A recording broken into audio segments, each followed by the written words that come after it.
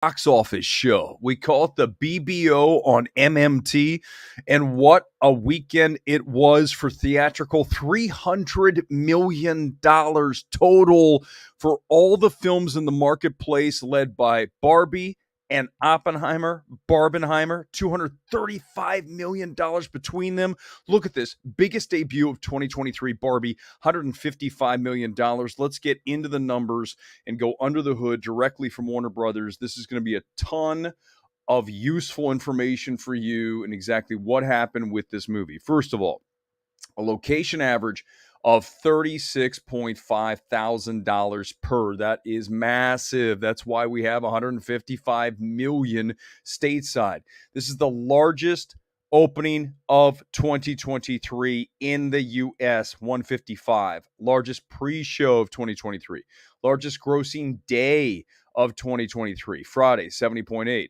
Largest opening for a female-directed film. Greta Gerwig has that title now. Largest non-sequel, non-remake film released in July. Now we're getting a little bit, more specific. Again, largest opening for Greta Gerwig. Largest opening for Margot Robbie, who needed a hit. She got it. Suicide Squad was her last at 133.7. This one's at 155. So we know that she has finally broken the curse. Margot Robbie has a hit. This is the largest opening for Ryan Gosling. Do you know what his other biggest opening was? Blade Runner 2049, which was only 32.8. You talk about Ryan Gosling. All the films he's made, he has never had a film above 33 million until this weekend with Barbie. Largest opening weekend for a movie based on a toy. Do you guys know what the prior record holder was? It was Transformers Dark of the Moon at 150, make that 115.9. Largest Warner Brothers advanced sales. So on and on. This is very important, though. Listen, these are two huge points. We're going to talk about Oppenheimer here in a second.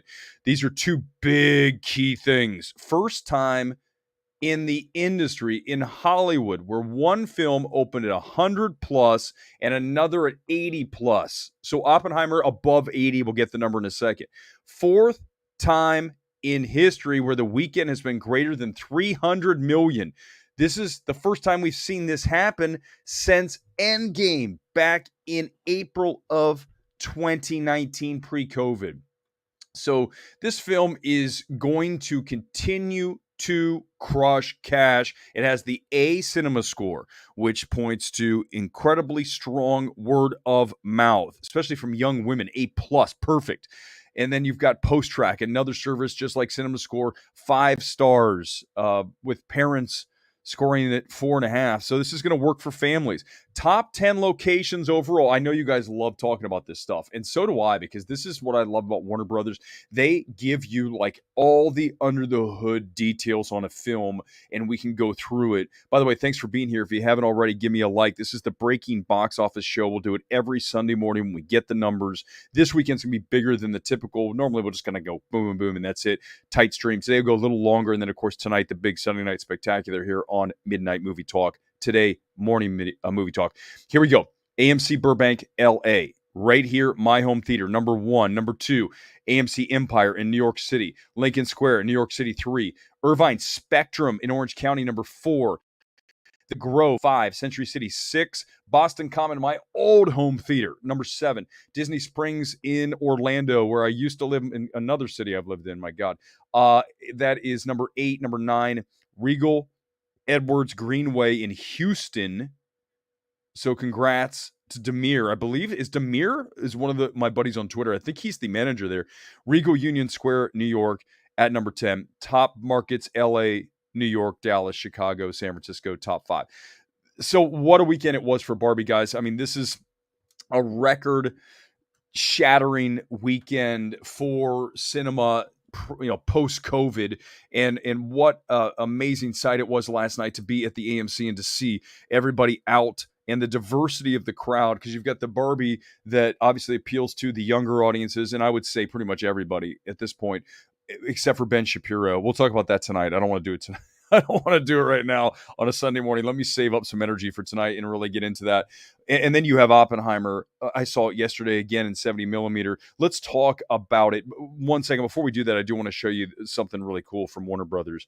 They sent this out with the email this morning, and it's a beautiful sight. I mean, I rode my bike by this the other night before it got dusk, and we didn't have it even looking this good. The pink WB celebrating the biggest debut of 2023 with Barbie. Okay, let's go to the Oppenheimer numbers. We'll do the same thing with the Universal email, which will give us all of the details of this thing, outperforming at 80.5 million. We had this at about 55.60, which I still think would have been a really strong number considering it's 3 hours. Listen, I mean, go back to Dunkirk, 2017, $50 million debut. This is $30 plus million more than Dunkirk, and this is R-rated. This is not as inclusive with younger audiences, but I'm telling you, yesterday when I saw the 70 millimeter, it was sold out. The IMAX sold out. All those PLF screens were completely impossible, essentially, to get a good seat this weekend. And that's why both of these films are going to hold well over the next week and into next weekend, because so many people were at the theater yesterday that a lot of people said, let's just sit this weekend out. And let's see it, Monday, Tuesday, Wednesday. Just wait. This week's going to be big for both these films. The weekday numbers are going to be crazy. Okay, here we go. This is from Universal. Christopher Nolan's Oppenheimer is set to open to 174.2 million. That's global. It's an 80.5 domestic and then 93.7 million international. This is the third largest opening for Christopher Nolan ever. What were the other two films? Take a guess. Everyone shout. Dark Knight Rises 1, Dark Knight 2, and then now it is Oppenheimer. So Universal's not going to cross 3 billion globally this year. Obviously, they've had so many hits. Number one is Super Mario Brothers, but there's been additional money for them, and this has been a strong year, and they're just loving the fact that they're in business with Christopher Nolan. You know why these studios will pay him whatever that he wants and do whatever he wants. And also, let's give kudos to Christopher Nolan for working with Warner Brothers, Universal, these studios that are still theatrical. They are not Netflix. And we need to celebrate Nolan for those decisions versus a Fincher who's working with Netflix and getting his movies not in theaters. What a disaster. I mean, Fincher, you need to change course. You need to make Netflix. We'll talk about that tonight. I don't want to do it right now, but you get the point. Okay, so we have Oppenheimer. Fast X was a pretty big hit for them, and then Mario Brothers. And let's continue on here. Again, we talked about it. Third biggest opening for him ever. And this is really just an incredible outperform. Oppenheimer opened to 35 million IMAX global box office. That's an IMAX record. 20% of the global gross from only 740 screens. So that is exactly what we told you would happen with Oppenheimer. Everyone saw it in IMAX. They saw it in the PLFs. And therefore, you have this huge number of the global gross coming from only a small percentage of those screens.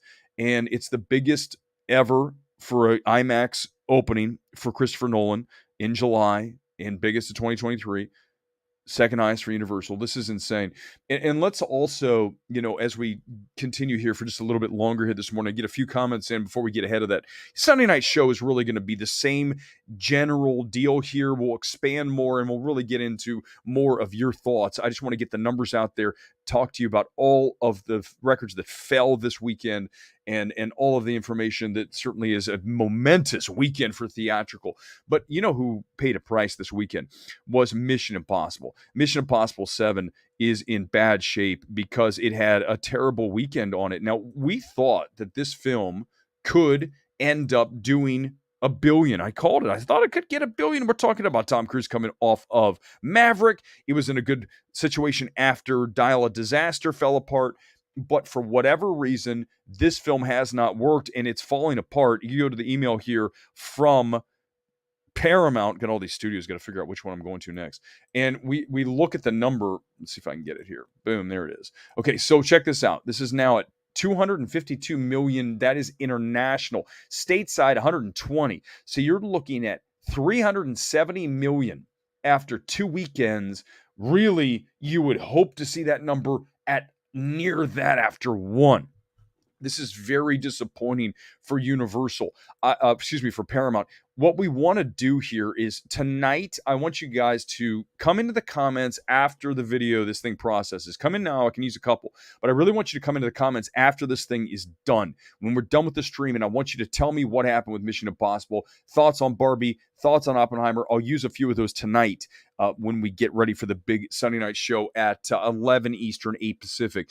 But Mission Impossible is paying a huge price, and it is definitely largely responsible between Barbie and Oppenheimer. People were waiting for those two films, and they actually sat Mission Impossible 7 out. That's the number one takeaway from what happened to Mission Impossible. Okay, few comments here. Also want to mention Sound of Freedom, $20 million again this weekend. That's the other reason we got to 300 million is films like Sound of Freedom. We can't just discount that film. At 20 million, it's well over 100. It's like, what, 120 million now? Unbelievable. Ricky, it's amazing. We're so excited. And it was what a feeling it was to be outside of AMC last night. When you love movies and the movie-going experience as much as me and hopefully you, and that's what MMT is founded on, is that theatrical is sacred. We must keep it going. That's why I was the loudest person in the room when it came to COVID. And no one's going back to theaters. I was number one pushing back against that, and we'll forever do that. And that's the mission here at MMT.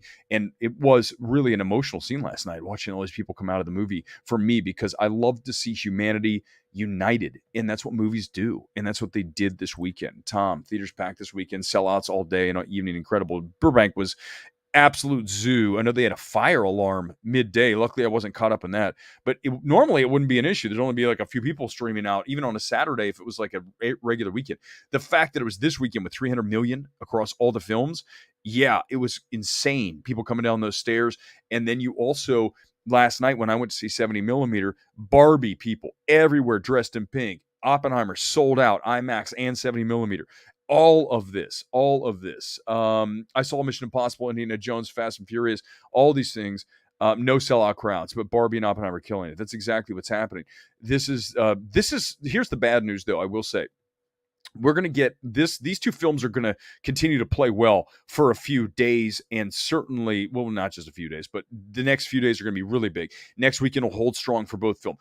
And then when we get to August and these films start to die down, we're going to be in trouble. I mean, I think Ninja Turtles, Teenage Mutant Ninja Turtles, TMNT, thank you, can outperform. I think it'll do better than people think, but you're still talking about August dump month, right? Strays, I think, is going to outperform, but that's not a huge movie. You have Meg 2, which will do decent numbers, but again, not like this. This was a phenomenon. We don't get these weekends very often, and whenever we do, we need to celebrate it, and we need to be excited, because this is what we are all about, is celebrating theatrical. Okay, guys, I'm going to keep it tight, under 15 minutes here. We're about 13 minutes right now. I'm going to wrap, and we're going to be back tonight for as many comments as we can get.